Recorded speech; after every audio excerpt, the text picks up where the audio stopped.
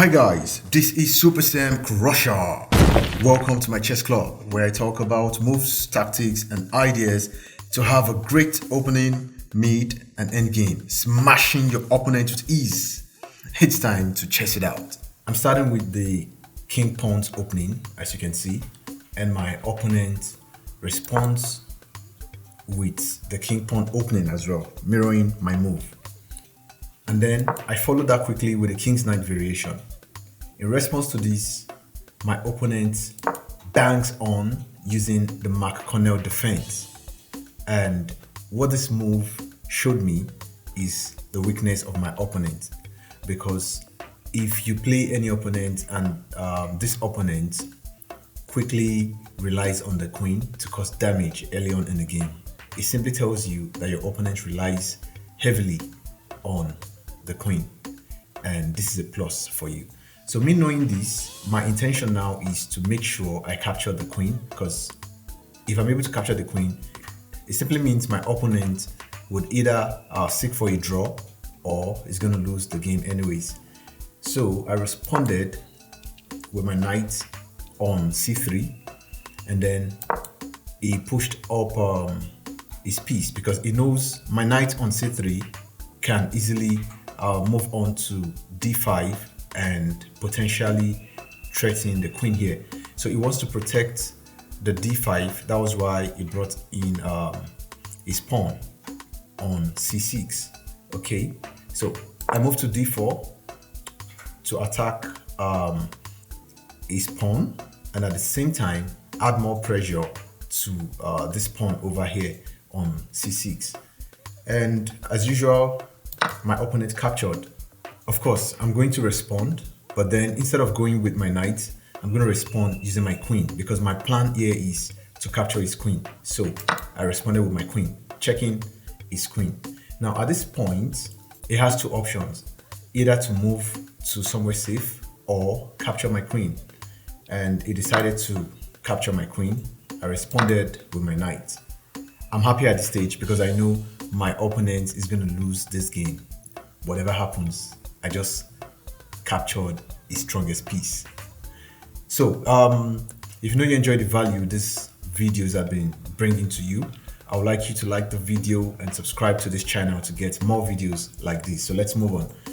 Now, in response to capturing the queen of the opponent responds by bringing out the bishop and then pinning my knight to my king. But I wasn't faced by that.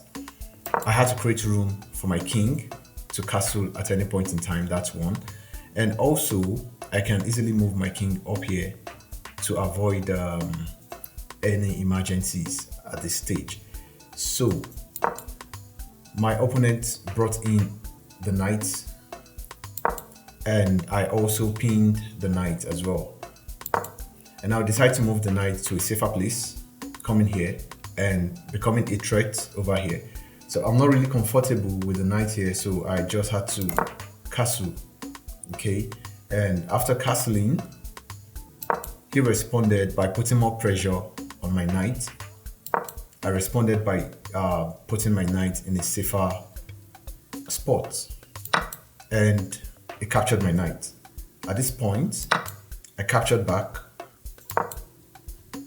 He pushed his pawn to d5 in order to threaten my pawn on e4, but I had to capture that pawn, and now I have an open file to the king, so I can easily check his king this way. But then he captured my knight. Of course, I wouldn't let that go. I had to respond by capturing back. Okay, and at this stage, he covered the open file with his knight, and I brought my rook there to pin the knight to his king.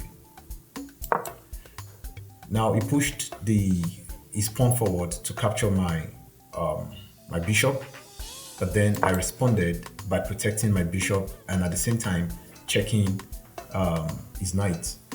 So my opponent decided to capture my bishop, which wasn't a big deal for me because I was going to retaliate by capturing his knight.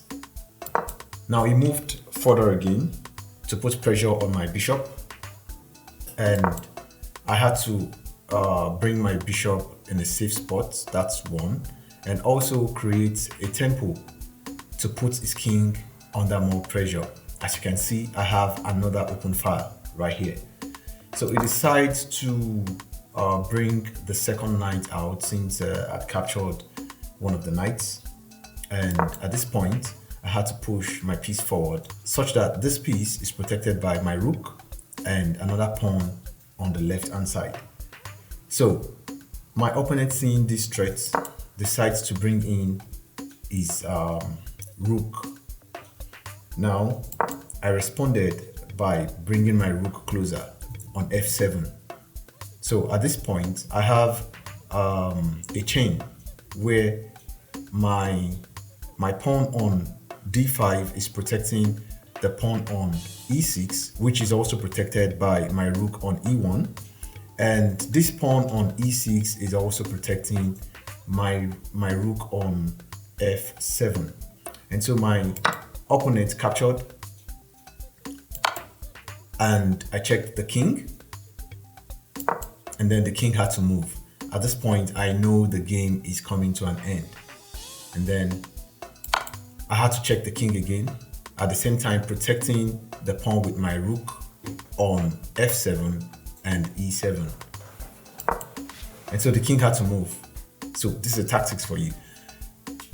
I know if I go with my pawn, the rook is going to capture the pawn, and there's nothing much to that. I'm going to lose the opportunity to check the king. So I decided to push my rook forward because I know that my pawn is protecting the rook, and if my pawn gets here, I'm going to develop my pawn to be the queen and also check the king. And so that was exactly what I did, putting the king on check. And as soon as I did this, my opponent realized that there was no escape, no coming back from this, and the opponent was forced to resign. So you can see how you can aggressively force your opponent to resign in a game of chess. If this is your first time on this channel, you're welcome. And if you love what value you've gotten from this channel, you can kindly subscribe and like this video. So see you in the next video as we smash our opponent in this chess game.